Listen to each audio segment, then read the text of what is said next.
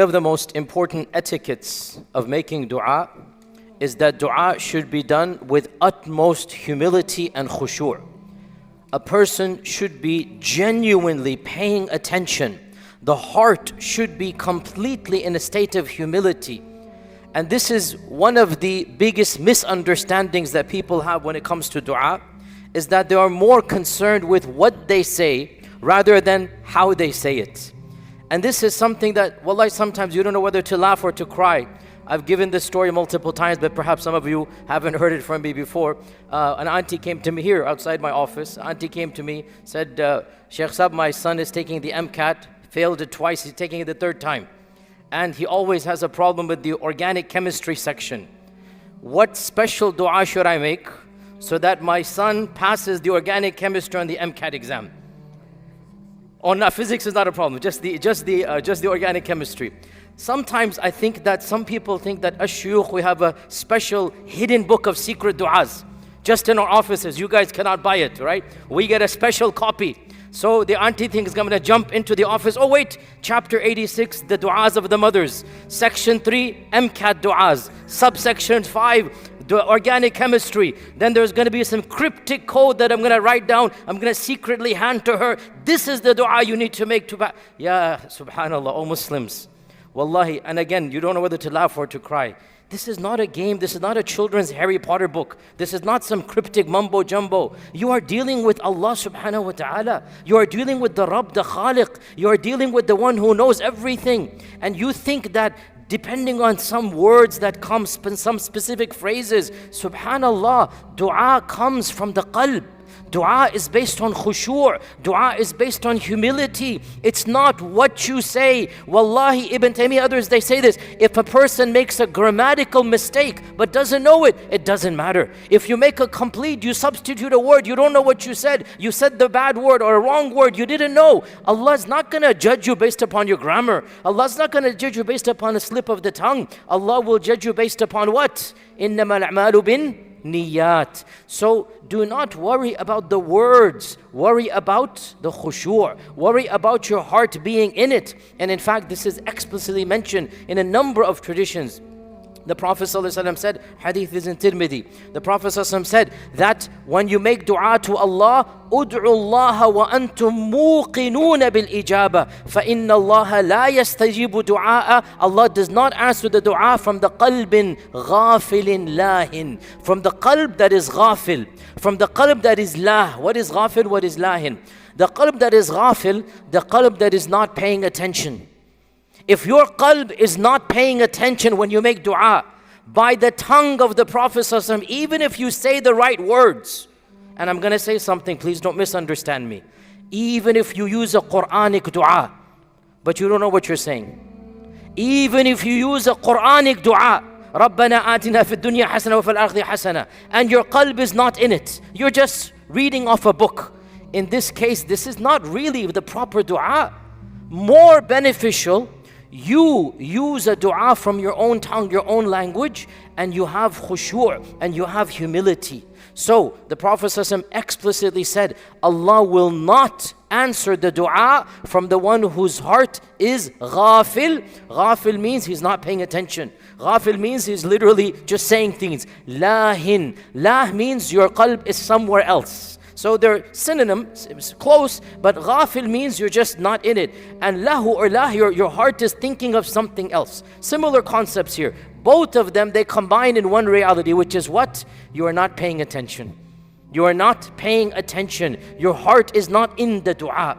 One of the, in fact, and again this goes back, if you listen to yesterday's talk and today's talk, they're basically almost the same thing. One of the strongest mechanisms to have your dua responded to is to make sure your heart, your body, your soul is completely immersed in the dua. Your dua is being done with full consciousness, with full khushu'. That's why when Allah praises Himself in the Quran, one of the praises He gives, أَمَّن يُجِيبُ الْمُضْطَرَّ إِذَا دَعَا. Who else is there that responds to the call of the one who is in distressing circumstance, the one who has no other hope, and in desperation? When you're desperate, what is your state of mind? When you're desperate, how much khushu' do you have? Allah praises Himself. Who else is there? Every muttar, I will respond to his dua. When you're muttar, when you're distressed, you are paying attention. When you're distressed, your heart, your body, your soul. And one of the scholars said, imagine somebody swimming in the ocean, drowning, and they see a boat passing and they're calling that boat. He said, that is how you need to make dua to Allah. Your utmost concentration. This is the only way you will be saved. And we see this reality over and over again. We're going to go over some other points later on. One example of this, when our our mother and father Adam were expelled from Jannah, when they were told to leave Jannah, what was their state of mind? Can you imagine how much, embarrassment and shame, how much, and they realize what they've done. What is the dua of our father Adam? رَبَّنَا ظَلَمْنَا أَنفُسَنَا وَإِن لَمْ تَغْفِرْ لَنَا وَتَرْحَمْنَا لَنَكُونَنَّ مِنَ الْخَاسِرِينَ. Ya Rabb, we've wronged ourselves. And if you don't forgive us and have mercy, then there is no hope for us. You sense in it khushu' and desperation. You sense in it ittirar, which is what Allah responds to. This is the emotion that we need to have when we make dua. We raise our hands to Allah and we concentrate on what we are saying. And this leads me to my related point to this. And we're going to continue this point later on as well, but I want to bring it up right now. And that is, dua by unanimous consensus, there is no ikhtilaf in this issue, can and should be done in all languages. Which language should you use for dua? Your native tongue. By unanimous consensus of all this, there is no ikhtilaf in this issue. We're talking about you raise your hands to Allah and you ask Allah for something. No scholar in human history ever said, oh, you must only make dua in Arabic. Who says that? Yes, Quran is in Arabic. Yes, adhkar in the salah is in Arabic. But dua, it can and should be done in the language of your native fluency. You make dua in the language you're most comfortable. And no doubt, if you have memorized the Quranic adhkar, we're going to come to this point, and you know what they mean, no doubt they have a special barakah because it's from the Quran. But the Quranic dua are generic. And when the mother wants her son to pass organic chemistry in the MCAT exam, that's not she will use the dua from her qalb, and she will say, Ya Rab, I want my son to pass. Let her make dua from her tongue.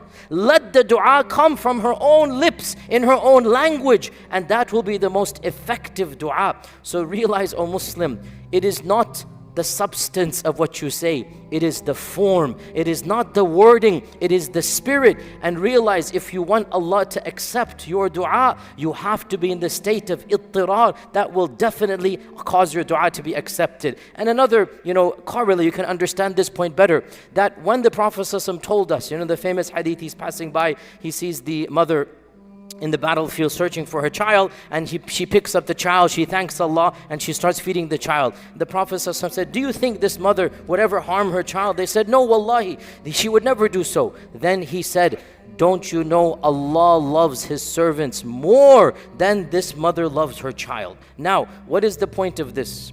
When a son, when a daughter wants something from the mother, they really need something, no mother will be able to turn down a request that is coming straight from the emotion of the son or daughter.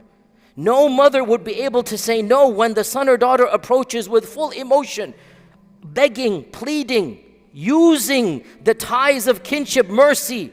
So when Allah is saying He loves us more than a mother, we need to approach Him with this frame in mind, that if we turn to Allah with that emotion, begging and pleading, if we turn to Allah because He is our Rabb and we have no Rabb other than Him, we have that sense of khushu', then no matter what we ask, Allah will give an ijabah. And as I said yesterday, even Iblis knew this point. And that's why in desperation, when he turned to Allah, because he needed that one thing, as the Rabb, Allah even replied, because at that point in time, even this makhluk was muttar. And Allah responds to the plea of all those who are muttar. So bottom line, don't worry as much about what you say, and worry much more about how you say it. Do not make dua by just reading something from a piece of paper. This is wallahi the biggest, especially when I go for Hajj so often, people pull out a piece of paper, people have written for them, they're just going over this as if it's some type of routine. This is not dua.